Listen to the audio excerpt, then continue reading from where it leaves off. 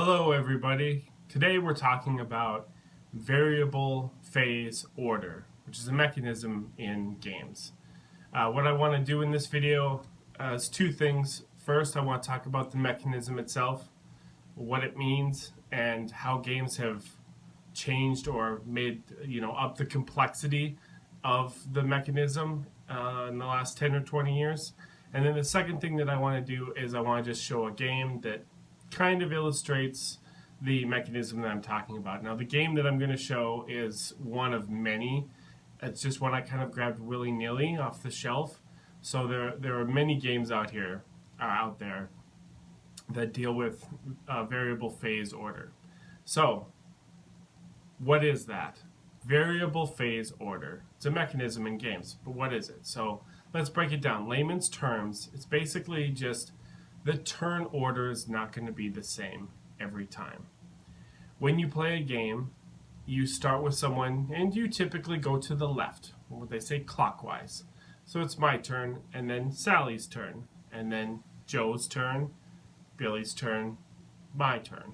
And we're going to go around like this. And that's how the game's going to go. Games might say counterclockwise, so it's going to be my turn, then Billy's turn, then Joe's turn, then Sarah's turn. But that's the way that it's always going to flow, one way or the other, clockwise or counterclockwise. Variable phase order basically means that every round or every time that we play, the turn order is going to be different.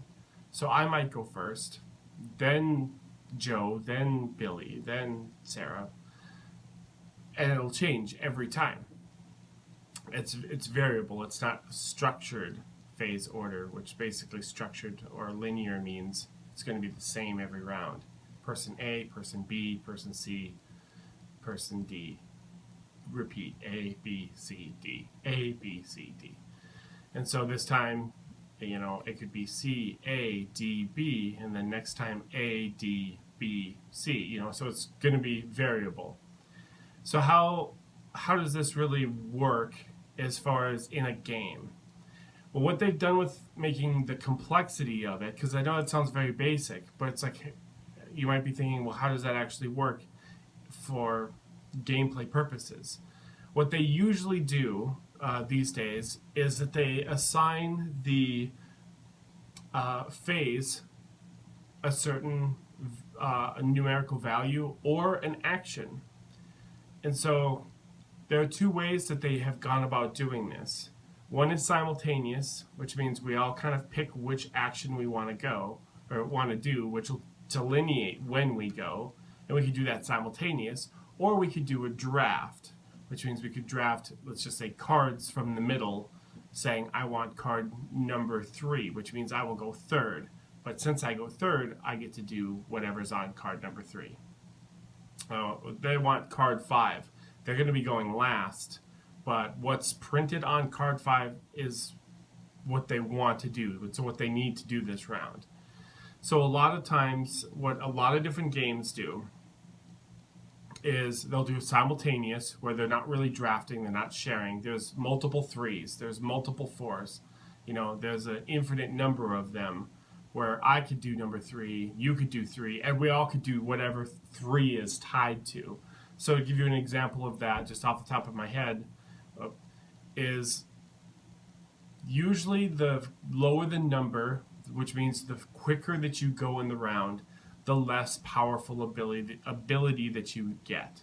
The later that you go in the round is usually a stronger ability or a more beefed up ability.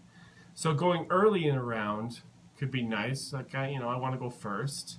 I want to be able to attack you before you attack me or something like that, but it's usually pretty weak.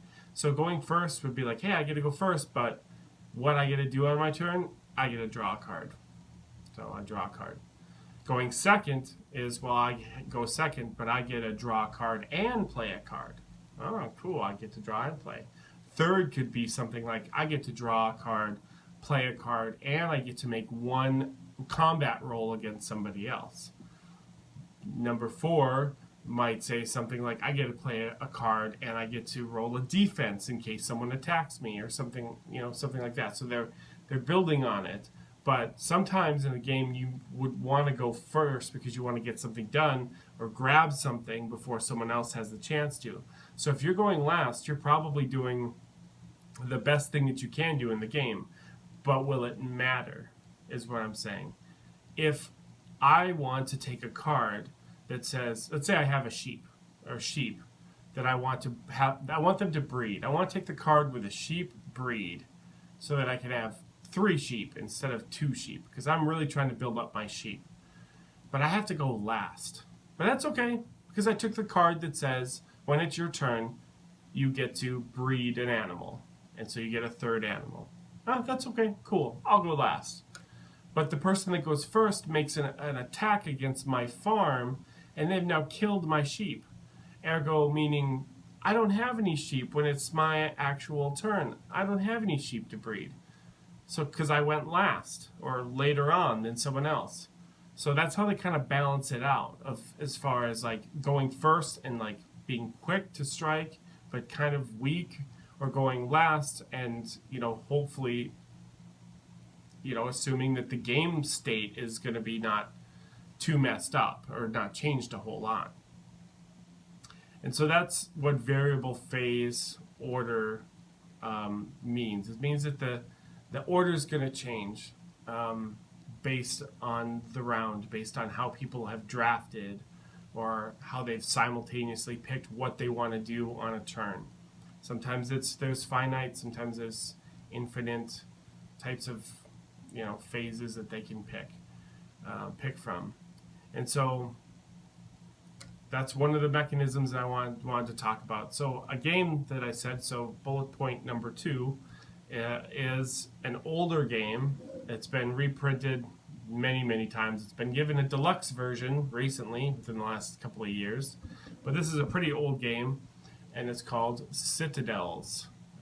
This is the small little box that I bought. This is old. I think it's from like 2000, maybe. 20-year-old game, box of cards. But in a sense, people are getting a handful of cards with exactly what I just talked about. There is a numerical value on each card and an ability.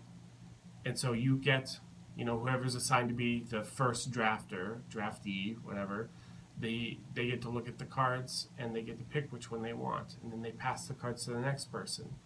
And then the next person will pick a card. And so then once everyone has a card, you say, okay, whoever has card number 1, you go first.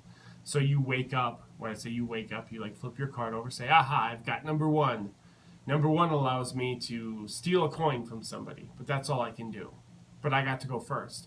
I got to steal money before anyone else got to spend their money, or things like that.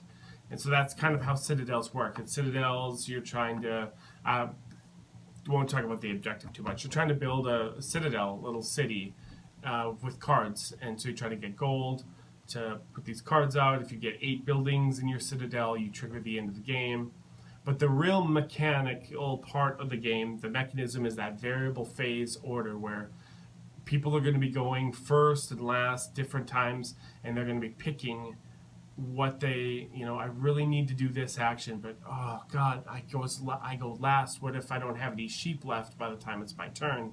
Or what if Billy knows that I took that card somehow, and he's going to kill my sheep before I manifest more sheep, or maybe tanks or workers or some, whatever the game may be. Another game that I haven't pulled from the shelf that works very, very similar to Citadels is called Mission Red Planet. It's another probably 20-year-old game that's been reproduced and reprinted. The newest printing is by Fantasy Flight Games, which I own and highly recommend. But essentially it's an area control game where you're trying to control Mars, areas on Mars. You're sending astronauts up to different areas on Mars, and you get points based on your control. So area control, which is another mechanism that is for another video. But how you do that is by sending your astronauts up, you have to get them onto ships, onto spaceships. And there's only so many seats on each ones, and some people can fill up a spaceship, but then someone else will say, I get to determine where the spaceship goes. Yeah, you got a bunch of your guys on here, and you think you're headed to this part of Mars, but I get to decide that you're going to this part of Mars, and it does the exact same thing that Citadels does, except you're not drafting. So this would be simultaneous. This is a draft, by the way, where you're passing cards and drafting. So if I take the number 1, no one else has the number 1. With Mission Red Planet, everyone is given the same hand of cards. So everyone has a 1, 2, 3, 4, 5. Everyone has the same set of cards in their color. And they pick 1 to play. So I could pick the 1, and you could pick the 1 or 2. We both could pick the 3 or whatever. And then whenever it's our turn, whenever 3 is called, oh, I'm a 3. I get to take my turn.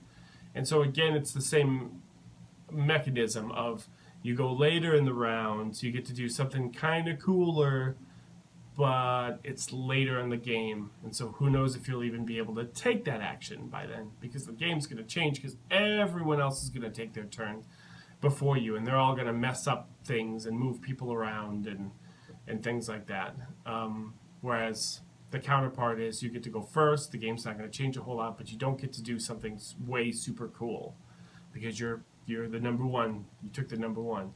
And so Mission Red Planet, you play your card, but you don't get it back. And so now next time we play, let's say I play the number 3 card.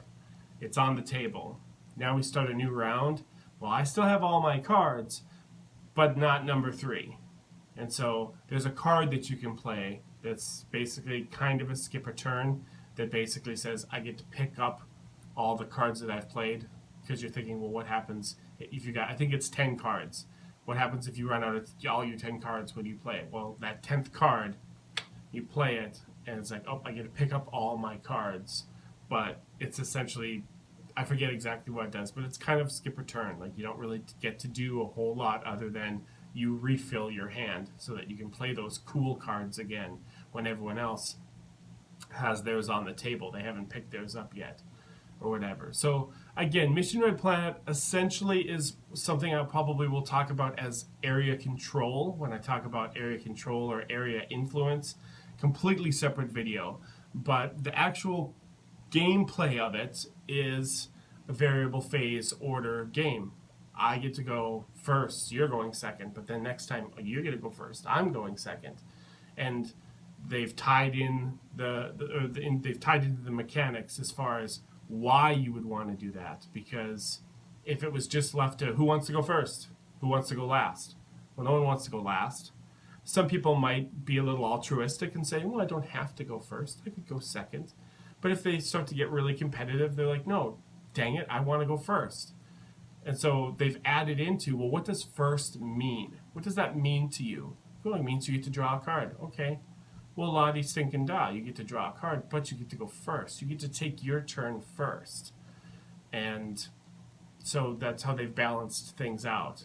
As far as, what I mean by that is making it less arbitrary, less just, what are we, just drafting numbers? No, you're drafting what you want to do on your turn. But that comes with a penalty, because if you want to do something that's this, this, and this, you got to go later on in the turn, and that could really come back and screw you over, I guess, because after everyone's turn, the game might change. And so that's a mechanism that's used in a lot of games, where another one is Kill Dr. Lucky. That's what it's called. It's basically like reverse Clue. So Clue is you show up and you're trying to find who's the killer. Kill Dr. Lucky is you show up to the mansion and you're trying to kill the host. You all are trying to kill the host, but you're trying to do it without anyone in the same room as you or within eyesight of you. And so that's another one where the turns can change based on the number, that Dr. Lucky, how he moves, and based on where you are on the board or what cards you have and stuff like that. So that's another one. So variable phase order. It's a mechanism that's used in quite a lot of board games. So that's all I wanted to talk about for now, for this mechanism video. Bye.